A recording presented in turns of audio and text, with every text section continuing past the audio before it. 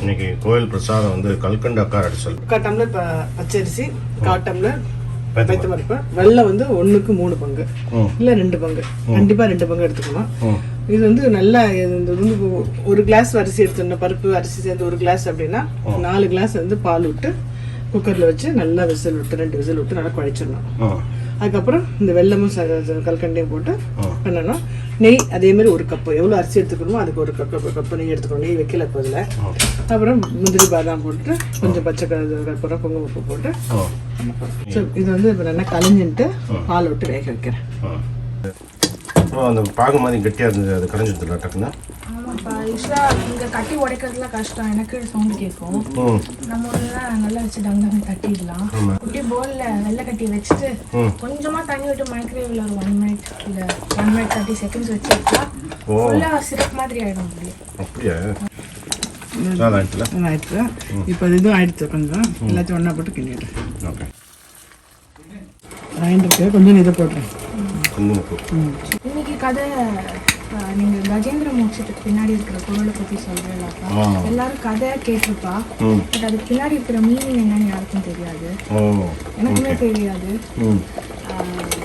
நீங்க அதை பத்தி சொல்லுங்க. ஓகே. கஜேந்திர மோக்ஷம் அந்த கதையும் அதுக்குள்ள இருக்கிற அர்த்தமும் பார்த்தலாம். தேங்க்யூப்பா.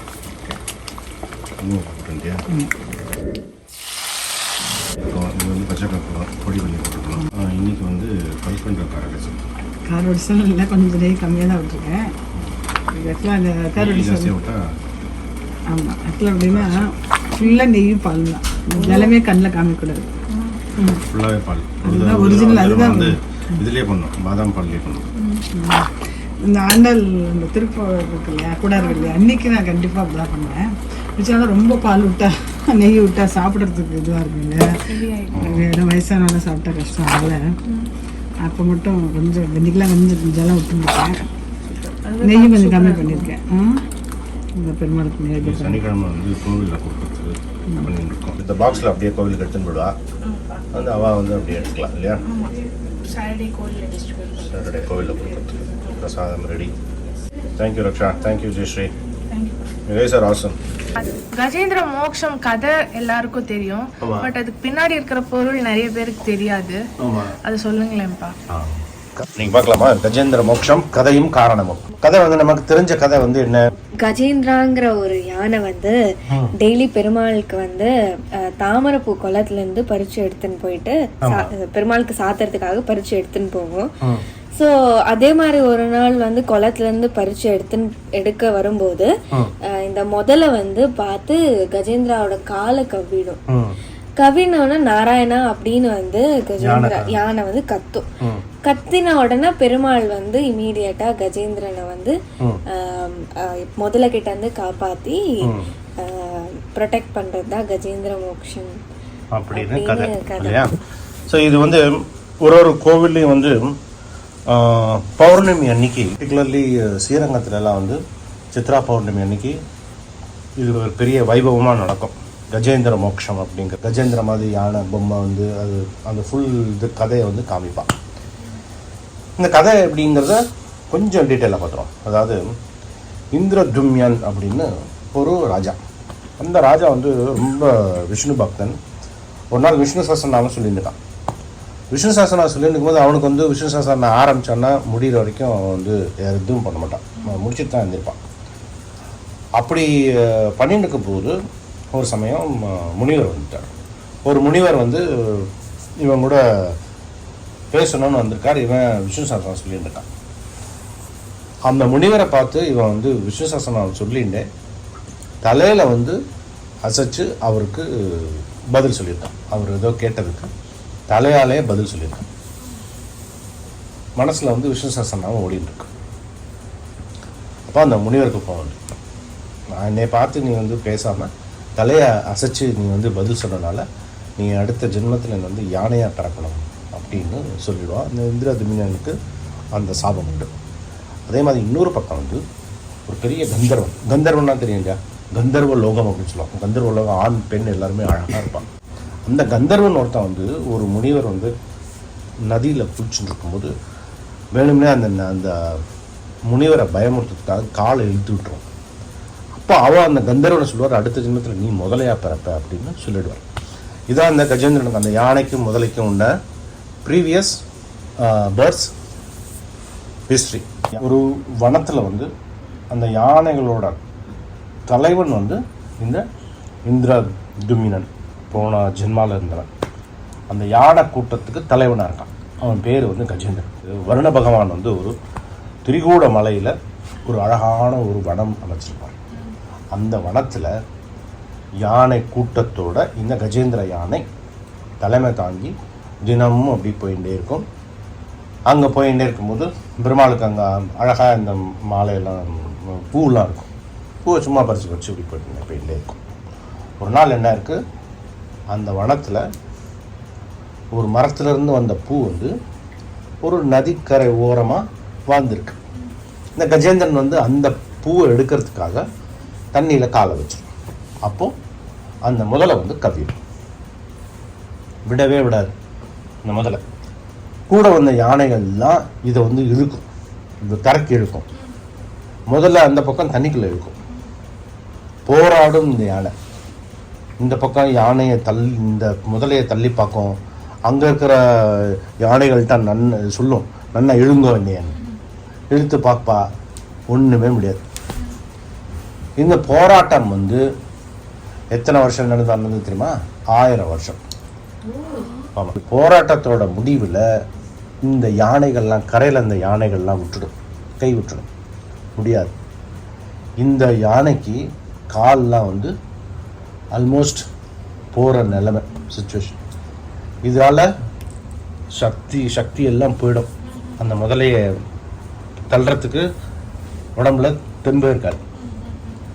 அப்போது அந்த யானை வந்து கூட சொல்லும். அது வந்து ரொம்ப ஒரு பிரசித்தி பெற்ற வார்த்தை. அகில காரணாய நிஷ்காரணாய அற்புத காரணாய. அகில காரணாய அப்படின்னா லோகத்தில் உயிர் இருக்கிறது உயிர் இல்லாததுக்கு எல்லாத்துக்கும் காரணம் நீ அப்படிங்கிறது அகில காரணாய. நிஷ்காரணாய அப்படின்னா அப்பேற்பட்ட உனக்கு காரணம் கிடையாது. You are cause for everything, but you don't have a cause. Third one, அற்புத காரணாய. இந்த மாதிரி அதி அற்புதமான காரணங்களுக்கு தலைவன் ஆதி மூலம். அவன் தான் ஆதி மூலம். நாராயணனா தான் ஆதி மூலமாக இருக்க முடியும். ஏன்னா அவனுக்கு காரணம் கிடையாது, அவன் எல்லாத்துக்கும் காரணம். இந்த லோகத்தில் ஒன்று பார்த்தேன்னு வச்சுக்கோங்க, மூலப்பொருள் ஒன்று இருக்கும், காரணம் ஒன்று இருக்கும். ரெண்டும் சேர்ந்தது ரொம்ப கம்மி. அது வந்து நம்மளால முடியவே முடியாது, மனுஷ பிறவியால முடியாது. சில உயிரினங்கள் இருக்கு. இப்போ நீ ஒன்று பண்ணுறேன்னு வச்சுக்கோ, ஏதாவது ஒன்று பண்ணுற, அதுக்கு ஒரு மூலப்பொருள் வேணும். மூலப்பொருள் என்னது? Main ingredient, raw material, something you need. அதோட சேர்த்து உன்னோட எஃபோர்ட் இருக்கும். So raw material plus your brilliance, so raw material plus some effort ஏதாவது இருக்கணும். ரெண்டுமே உங்ககிட்டருந்தே வந்ததை உன்னால் உருவாக்க முடியாது. இதுதான் வந்து படைப்போட ரகசியம். ஆனால் இது பண்ணுறதுக்கு சிலது இருக்குது, சில உயிரினங்கள். உதாரணம் வந்து சிலந்தி பூச்சி. சிலந்தி பூச்சி வந்து அந்த சிலந்தியை கட்டும். அது கட்டுறதுக்கு எங்கேருந்து வந்தது? அந்த மூலப்பொருள் அதுக்கிட்டேருந்தே வந்தது. கட்டுறது அதோட எஃபர்ட். ஸோ மூலப்பொருளும் அதோடது, எஃபர்ட்டும் அதோடது. இதுதான் இந்த மாதிரி சில உயிரினங்கள் மனுஷனால முடியாது. இதைத்தான் அந்த யானை சொல்றது. எல்லாத்துக்கும் காரணம் நீ, உனக்கு காரணம் கிடையாது. இப்பேற்பட்ட அதி அற்புதமான காரணங்களை உடையவனே, ஆதி மூலமே, என்னை வந்து காப்பாற்றி என்னால் ஒன்றுமே முடியாது அப்படின்னு சொன்ன உடனே கருட பகவானை கூட்டிட்டு பெருமாள் வந்து முதலையோட தலையை வந்து சக்கராயுதத்தை அதில் வெட்டி அந்த யானையை காப்பாற்றுவார். அப்புறம் அந்த யானைக்கு மோட்சம் கிடைக்கும். அந்த யானை பேர் கஜேந்திரனால இந்த கதைக்கு வந்து கஜேந்திர மோக்ஷம் அப்படின்னு சொல்லுவோம். இதுதான் கதை. இப்போ இந்த கதையில் நமக்கு நிறைய கொஸ்டின் வரணும். என்னென்ன வரணும்? ஏன் முதலையோட தலையை வந்து வெட்டினாரு ஃபர்ஸ்ட்? முதல்ல தானே பிடிச்சிட்டு இருக்கு. That's the essence of the crocodile. crocodile நேச்சரே அதுதான். நேச்சரே அதுதான். Okay okay. ஸோ அது ஒரு கொஸ்டின். வேற ஏன் இவ்வளோ யானைகள் எல்லாம் ட்ரை பண்ணி அந்த யானையை காப்பாற்றணும்? கரெக்ட். ஏன் அந்த ஆளை காப்பாற்ற முடியல? இவ்வளோ ஒரு 1000 years they were struggling. ஏன்னா யானையோட ஸ்ட்ரென்த்தும் ஒரு crocodileம் பார்த்தா ஏன் உனக்கு இவன் இந்த முதலையுமே வந்து ஒரு சாபத்தினால தான் முதலையா இருக்கு. அப்புறம் ஏன் அதோட மோக்ஷம் சொல்லாம கஜேந்திரனோட மோக்ஷம்? இது 3 கொஸ்டினுக்குமே ஆன்சர் பார்த்தலாம். இப்போ இங்கே வந்து நீ நம்ம புராணங்களில் நீர்நிலை எங்கேயாவது வந்து வச்சுக்கோ. அந்த நீர்நிலை அப்படிங்கிறது வந்து எங்கேயாவது வாட்டர் சோர்ஸ் காமிக்கிறா அப்படின்னா அங்கே அது வந்து சம்சார சாகரம். சாகரம்னா தெரியல, சாகரம்னா என்னது? சாகரம்னா என்னது? கடல். சம்சார சாகரம் அப்படின்னா, சம்சாரம் அப்படின்னா பிறப்பு பிறப்பு பிறப்பு இறப்பு மாற்றி மாற்றி வந்துட்டு இருக்குல்ல, இதான் சம்சாரம். சாகரம்ங்கிறது சம்சாரம் கடல், தான் பிறவி கடல் அப்படின்னு சொல்லுவோம். மாற்றி மாற்றி வந்துட்டே இருக்கும். இதில் அது கஜேந்திரங்கிறது யாரு? நம்ம. யானைங்கிறது நம்ம. முதலைங்கிறது யாரு? இந்த முதலை வந்து நம்ம கிட்ட இருக்கிற எல்லா பேட் குவாலிட்டிஸ், போட்டி, பொறாமை, இயலாமை, சோம்பேறித்தனம், என்னென்ன பேட் குவாலிட்டிஸ், வேண்டாத குவாலிட்டிஸ் என்னென்ன இருக்கோ அது முதல். நம்மளை வந்து பிடிச்சுட்டு இருக்கிறது, முன்னேற விடாமல் பிடிச்சுட்டு இருக்கிறது என்ன? இந்த பேட் குவாலிட்டிஸ். இப்போ ஏதோ ஒரு நமக்கு வந்து மனசில் வந்து இப்போ யாரோ வந்து நம்ம வந்து பார்க்குறோம், அவளை மாதிரி இருக்க முடியலையே, இல்லை நம்மளே நினச்சி நம்மக்கிட்டே தாழ்வு மனப்பான்மை இருக்கும், இல்லை ஏதாவது ஒரு சோம்பேறித்தனமாக இருக்கலாம், ஏதோ ஒன்று. இது வந்து நமக்கே தெரியாது, நம்மளை வந்து வாழ்நாள் பூரா சாப்பிடும், நமக்கே தெரியாது. அப்போ இதுக்கு வந்து எங்கே முற்றுப்புள்ளி? அகங்காரம், ஆணவம், பொறாமை, போட்டி, இயலாமை, சோம்பேறித்தனம், எல்லாத்துக்கும் முடிவு என்ன? இது முற்றுப்புள்ளி என்ன அப்படின்னா, நான் வந்து முயற்சி எடுக்கிறேன், பலன் வந்து என் கையில் கிடையாது. ஆனால் எடுக்க வேண்டிய முயற்சி எனக்குன்னு, என்ன படிக்கிற ஆளுன்னு தான் படிக்கணும், வேலைக்கு போகிறவா இருந்தால் வேலைக்கு போகணும். அந்த மாதிரி ஒருவருக்கும் ஒரு தர்மம் இருக்கு இல்லையா? இதை வந்து நான் பண்ணுவேன், முயற்சி பண்ணுவேன், முடிவு என் கையில் கிடையாது. அப்படிங்கும்போது நிறைய உடம்புல வர உபாதைகள், காம்ப்ளிகேஷன்ஸு எல்லாமே வந்து வரவே வராது. ஏன் வருது நமக்கு? ஒன்று அடுத்தவளை பார்த்து புறப்படுவோம், இல்லை நம்மளை பார்த்து இது பண்ண முடியலையே அது பண்ண முடியலன்னு நினைப்போம், இல்லை அன்எக்ஸ்பெக்டடாக ஏதோ ஒன்று மனசில் வந்துட்டுன்னு வச்சுக்கோ, அதுலேருந்து வெளியே வர தெரியாது நமக்கு. இந்த மாதிரி சமயங்களில் இந்த யானை என்ன சொல்லிட்டு, ஆதி மூலமே அப்படின்னு. இது வந்து ஒண்டர்ஃபுல் எக்ஸாம்பிள் ஃபார் சரணாகதி. இந்த மாதிரி சரணாகதி பண்ணிட்டோம்னு வச்சுக்கோ, இதுலேருந்து விடுதலை. இல்லைன்னா இந்த அறியாமை, இந்த மாயை இருக்கு இல்லையா, இந்த அறியாமையிலேயே தான் இருப்போம். அப்படிங்கிறதான் இதோட கதை சுருக்கம். ரொம்ப நல்லா இருந்தது. நான் என்ன நினைச்சேன்னா, முதல்ல நினைச்சா நம்மளோட மனுஷ சுபாவம்ன்றது இந்த எல்லா குவாலிட்டிஸ் இருக்கும்.